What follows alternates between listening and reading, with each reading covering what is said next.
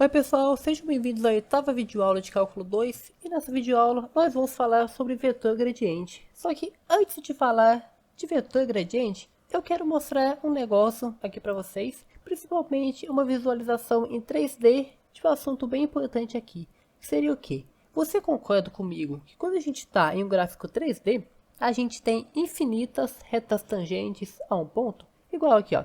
Eu fiz essa representação bem simples aqui no Blender. E essa daqui que seria uma reta tangente que está passando nesse pontinho daqui, ó. Eu teria essa reta tangente, ou se não, eu poderia ter uma variação dela.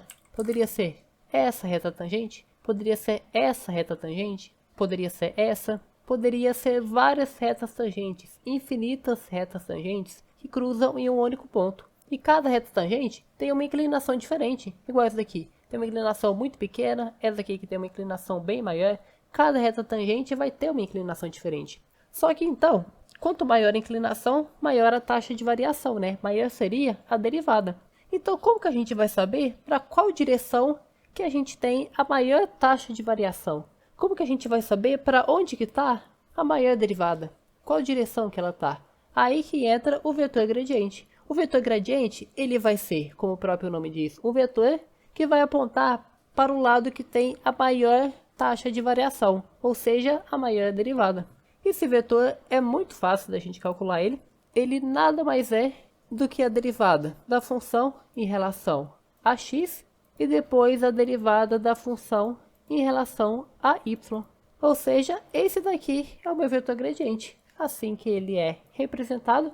E no final da aula eu vou te dar uma curiosidade sobre esse operador daqui, que chamamos ele de operador nabla. Então, de forma resumida, esse daqui é o nosso vetor gradiente. Com essa fórmula daqui, a gente vai achar um vetor que vai apontar para o lado que tem a maior taxa de variação. Então, vamos pegar uma função simplesinha daqui e fazer o teste com ela. Vamos pegar a função de duas variáveis, obviamente, x ao quadrado mais y ao quadrado. Uma função bem simples aqui. E vamos tentar achar qual que é o vetor gradiente dessa função daqui. O vetor gradiente vai ser um só para a função, só que ele vai variar dependendo de cada ponto. Então, vamos tentar achar o vetor gradiente dessa função daqui. E depois achar quais seriam os valores para um ponto em específico. Vamos então fazer o quê? Vamos calcular então a primeira coordenada, né? Que seria a derivada da função em relação ao x. Então, vamos pegar a função e derivar em relação a x, né? Que está aqui bem tranquilo, né? Que vai dar 2x, usando a regra do tombamento. E depois derivar a função em relação a y, que vai dar aqui também 2y, né? Bem tranquilo. Então, esse daqui é o nosso vetor gradiente. Eu fiz dessas duas notações diferentes aqui, ó. A notação com parênteses e a notação com essas setinhas aqui, né? Parece um símbolo de maior e menor.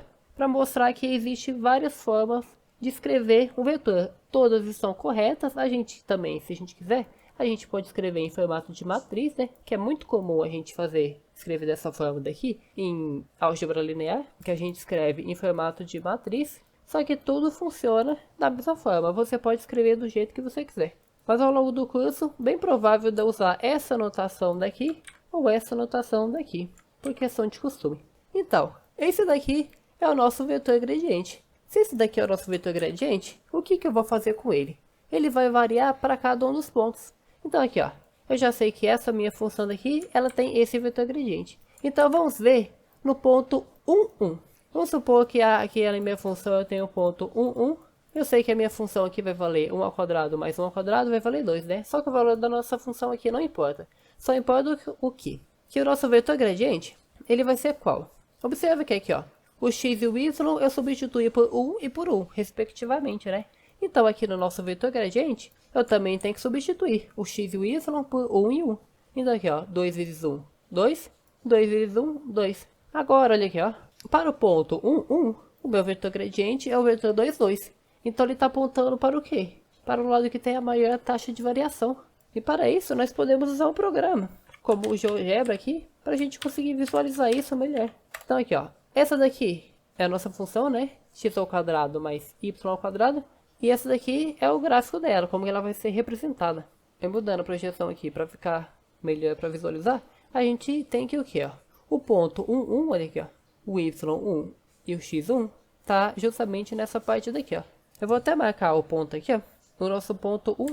que no caso vai ser que ponto? 1, 1, 2. Porque olha aqui, ó, o x1, o y vale 1 e o z vale 2, porque o z é o valor da nossa função aqui, né? Que no caso é 2. Nesse ponto daqui, ó, você concorda que a maior taxa de variação é vindo para esse rumo daqui, ó? Porque olha aqui, ó, se ele estiver subindo para cá, ó, nesse cantinho daqui, ele vai ter a maior taxa de variação possível. E aonde que o nosso vetor gradiente está apontando? Para o 2, 2, né? Aqui, ó, 2, 2, que é justamente para esse rumo daqui, ó. Aqui tá um pouquinho difícil de visualizar, é um pouquinho difícil de visualizar no GeoGebra.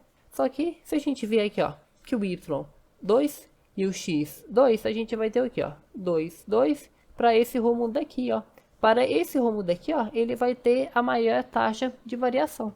Dando zoom aqui, eu acho que ficou um pouco mais fácil da gente tentar enxergar que bem nessa direção daqui, ó, ele teria a máxima variação de altura, né? A maior taxa de variação.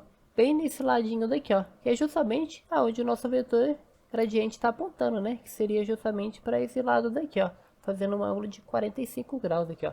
Bem aqui onde eu tô passando o mouse, vindo do meio até aqui, ó. Aí, ó, vindo do meio para essa direção daqui, ó. Tá vendo? Do meio para essa direção daqui, ó. Então o vetor gradiente, o principal objetivo dele é apontar para onde tem a maior taxa de variação, onde tem a maior derivada. Ele também, a gente poderia usar ele para achar pontos máximos e mínimos, que a gente vai ver lá mais para frente, algumas videoaulas para frente, que seria o quê? Pensa comigo, num ponto máximo ou num ponto mínimo, né, como esse ponto daqui, ó, nesse 0, 0 daqui, ó, todas as taxas de variação para qualquer uma das direções vai ser a mesma, já que ele é um ponto mínimo. Então o que isso quer dizer? Que ele não tem uma direção para apontar. Se ele não tem uma direção para apontar, ele tem que apontar para nenhuma e ao mesmo tempo para todas. Então ele vai ser que vetor? O vetor nulo. E vai ser o vetor 0, 0. Mas isso fica mais como curiosidade, porque a gente vai ver mais detalhadamente mais para frente. Então a questão do vetor gradiente, ele consiste só nisso daqui. É um negócio bem tranquilinho, um assunto bem tranquilo. E se tiver mais de uma variável, isso se aplica da mesma forma. Vamos supor que tem 4 variáveis.